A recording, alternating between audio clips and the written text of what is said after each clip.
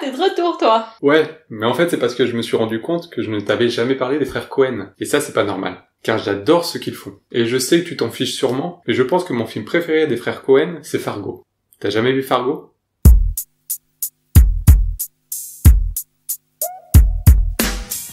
Fargo est un film sorti en 1996, écrit et réalisé par Ethan et Joel Cohen. Pour rappel, les frères Cohen, ce sont les gars derrière une multitude de films, comme les parfaits No Country for Old Men et The Big Lebowski, le très doux Arizona Junior que j'aime beaucoup, le très bon Barton Fink qui a reçu la Palme d'Or à Cannes en 91, qui est objectivement la meilleure année. Ouais.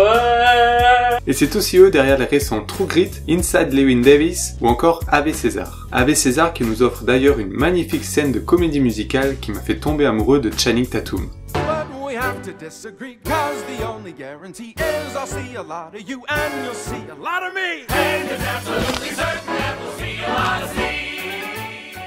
Cet homme ne cesse de remettre en question mon hétérosexualité.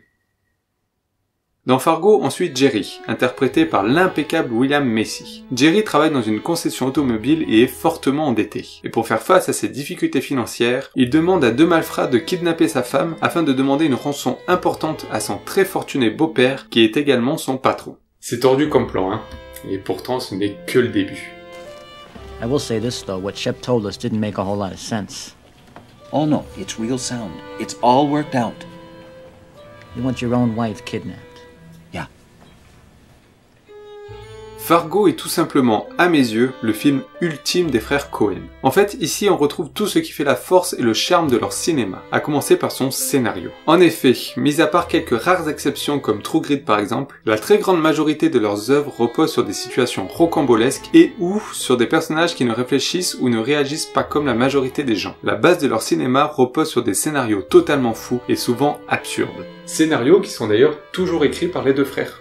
Pour vous donner une idée des synopsis farfelus de leurs différents films, on suivait par exemple dans Arizona Junior un couple qui voulait kidnapper un enfant issu d'une grossesse de quintuplé car eux ne pouvaient pas avoir d'enfant. Dans The Big Lebowski, on retrouvait Jeffrey Lebowski, qui se fait appeler le Dude, se faire agresser car on l'a confondu avec son homonyme. Et comme les agresseurs ont uriné sur son tapis, il décide d'aller demander une compensation financière au vrai Mr. Lebowski. I am not Mr. Lebowski. You're Mr. Lebowski. I'm the Dude. Et Fargo, c'est en quelque sorte la quintessence de ces synopsis absurdes. Et surtout, ici, le résumé de base est déjà assez cocasse, on va dire, mais la bêtise des trois personnages principaux va apporter son lot de retournements de situation, et évidemment, tout ceci va mal tourner.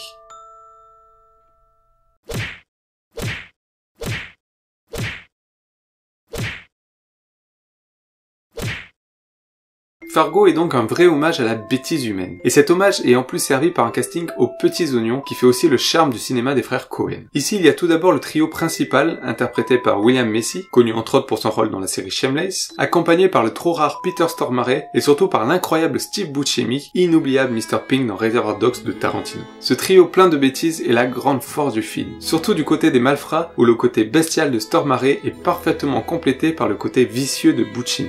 Mais ni l'un ni l'autre n'arrive à rattraper l'idiotie de son compère. On passe tout le film à se dire qu'ils ne peuvent pas descendre aussi bas dans la bêtise, et pourtant.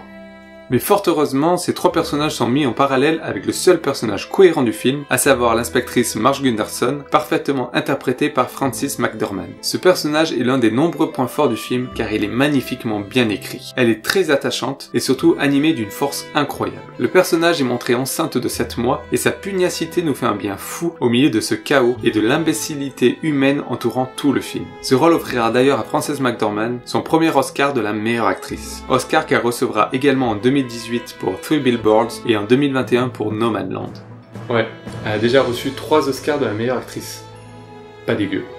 Enfin, je finirai en évoquant le très beau travail de mise en scène qui est également un point facilement reconnaissable du travail des frères Cohen. Ici, la réalisation est à l'image de la ville où se situe l'action, c'est-à-dire qu'elle est très froide et sobre. Mais cette sobriété est terriblement efficace. Dans ce film, on retrouve beaucoup de plans iconiques, dont celui-ci où on voit le personnage de Jerry se retrouver seul face à lui-même, car oui, c'est à ce moment-là où ça commence à sentir mauvais pour lui. Ce plan est très simple, mais en plus des sous-entendus que l'on peut imaginer avec notamment les 2 chemins visibles dans la neige qui illustrent le croisement comportement, ou plutôt le choix que Jerry doit faire à ce moment précis, ce plan permet surtout d'accentuer la violence et la perte de contrôle du personnage qui nous surprendra quelques secondes plus tard. Surprise d'autant plus forte car ça sera la première fois que l'on verra Jerry perdre son sang-froid. En plus de l'incroyable jeu d'acteur de William Macy, la beauté et la froideur du plan précédent nous fera vite comprendre qu'il ne pourra plus faire machine arrière et qu'il ne pourra compter que sur lui-même.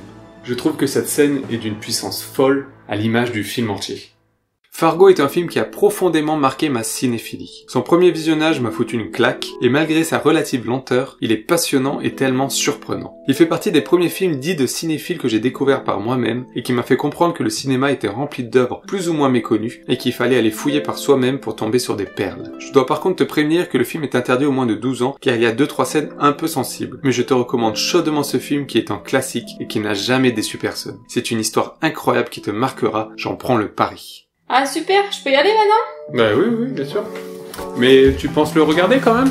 Oui, bien sûr.